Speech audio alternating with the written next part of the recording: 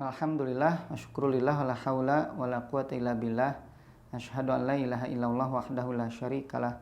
Asyhadu anna Muhammadan abduhu wa rasuluhu alladzi la nabiyya ba'dahu amma ba'du. Alhamdulillah, kita masuk kepada pertemuan kedua setelah kemarin sebelumnya kita membacakan pembukaan mengenai ilmu pendidikan itu. Yang kemarin, yang sebelumnya kita sudah membahas tentang apa yang dinamakan pendidikan dan apa pentingnya pendidikan dan kenapa pendidikan kita pada hari ini belum berhasil. Sebagaimana yang disampaikan oleh Ustadz Abdul Hakim bin Amir Abdad, bahwa kita harus kembali kepada apa yang pernah diajarkan oleh Rasulullah Sallallahu Alaihi Wasallam. Dalam hal ini adalah mengikuti metode, mencoba mencari metode apa yang sebaiknya kita gunakan di dalam menyampaikan ilmu pengetahuan Islam kepada para peserta didik kita. Nah, oleh karena itu kita harus mulai melirik kembali pada pentingnya perbaikan dalam pendidikan yang sebagaimana disampaikan oleh Rasulullah SAW. Dalam hal ini adalah berkaitan dengan pendidikan akhlak.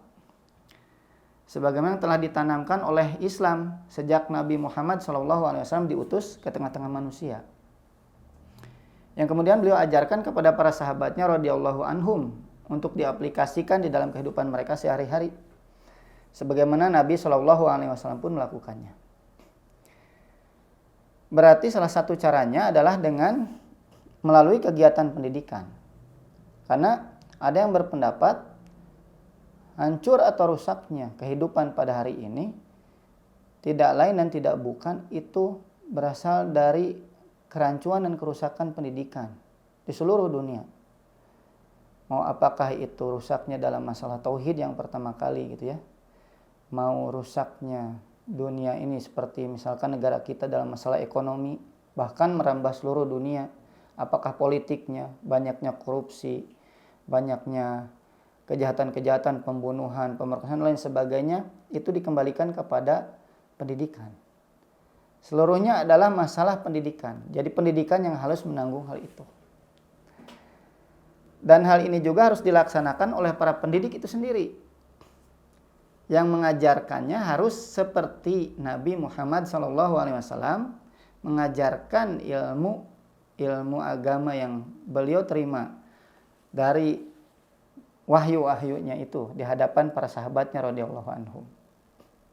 Meskipun hanya sampai dalam skala maksimal yang kita mampu. Karena kita tidak mungkin untuk bisa menyamai beliau seluruhnya, kan begitu. Saling bahu-membahu, tolong-menolong antara sesama pendidik satu dengan yang lainnya. Tidak mengajarkan seperti apa yang ada kita lihat pada hari ini gitu. Saling tipu, menipu, saling sikut menyikut, saling menghina dan lain sebagainya. Karena itu akan menjadi contoh teladan yang buruk bagi para peserta didik kita. Ya, artinya skala maksimal yang kita mampu dalam segala hal yang benar, yang baik.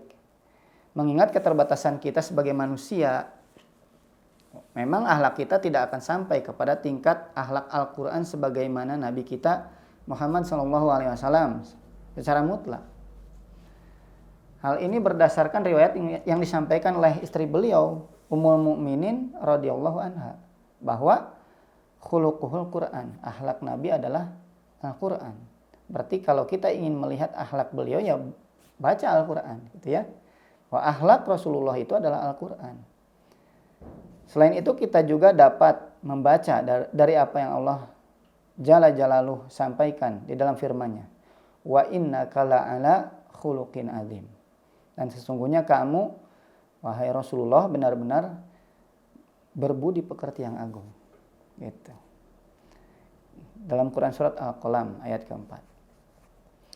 Sebab pasti dengan akhlak yang baik dan benar yang dicontohkan sesuai dengan Nabi SAW dan para sahabatnya radhiyallahu anhum, itulah keadaan kehidupan kita akan menjadi sebagaimana yang dialami para sahabat radhiyallahu anhum, setidaknya mendekati ke arah itu.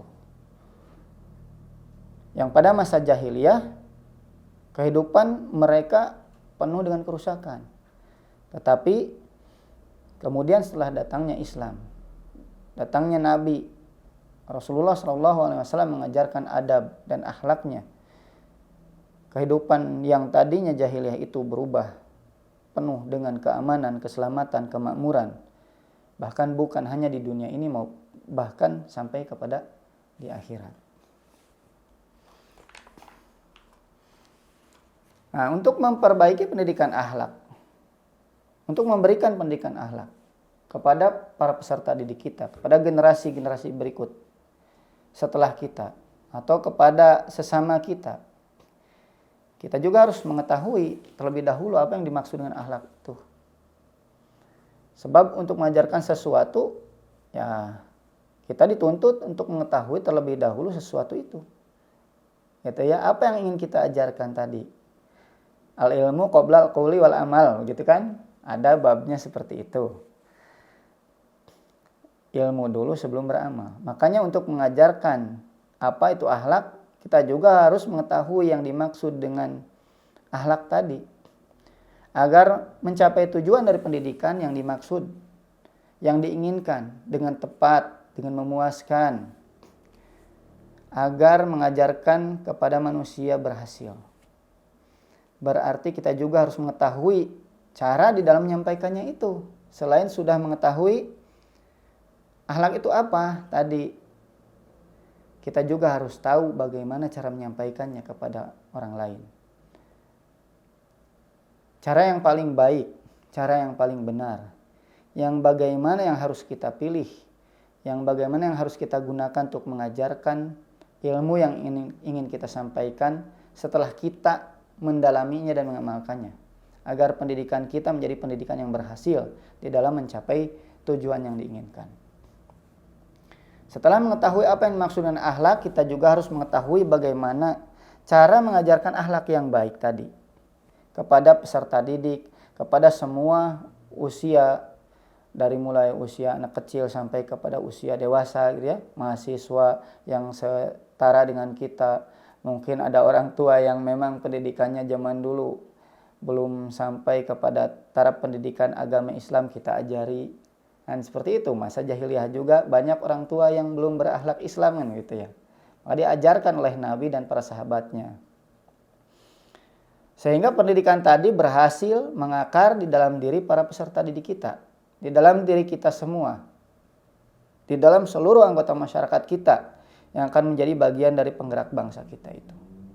Bangsa Indonesia, kaum muslimin. Pendidikan Islam di lingkungan masyarakat kita Indonesia sudah membudaya sebenarnya sejak ratusan tahun kan. Sejak masa lampau.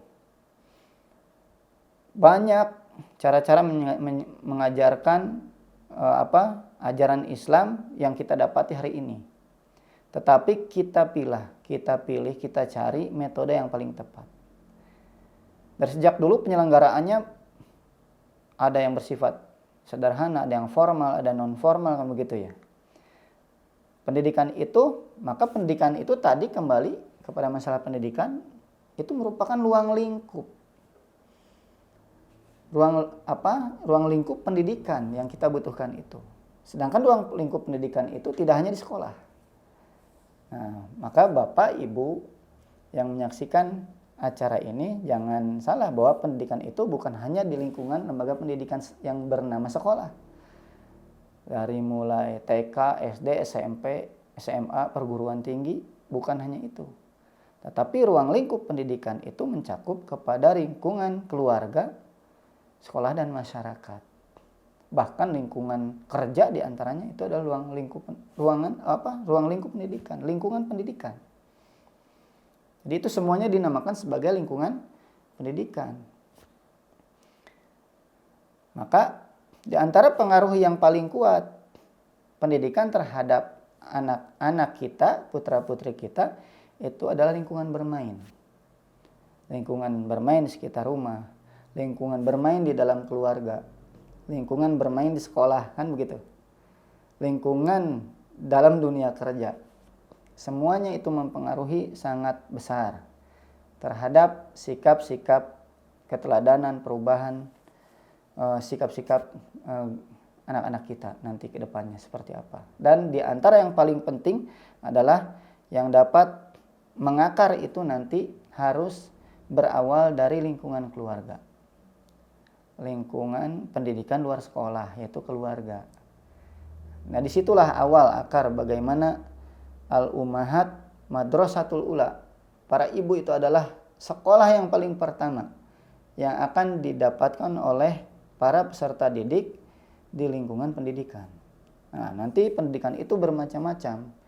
Bisa pendidikan dalam bentuk pengajaran, kan tadi disebutkan, dalam bentuk pelatihan, dalam bentuk keteladanan, dalam bentuk pembiasaan dan lain sebagainya. Sehingga apa yang kita lihat di lingkungan pendidikan di masa Rasulullah, Rasul lebih mengedepankan kepada bentuk-bentuk pembiasaan dan keteladanan yang beliau praktekkan di hadapan keluarga, sahabat, dan masyarakatnya. Yang kemudian beliau ikuti dengan penjelasan-penjelasan berupa hadis-hadis beliau yang ketika sahabatnya bertanya, beliau menjawab dan lain sebagainya. Nah,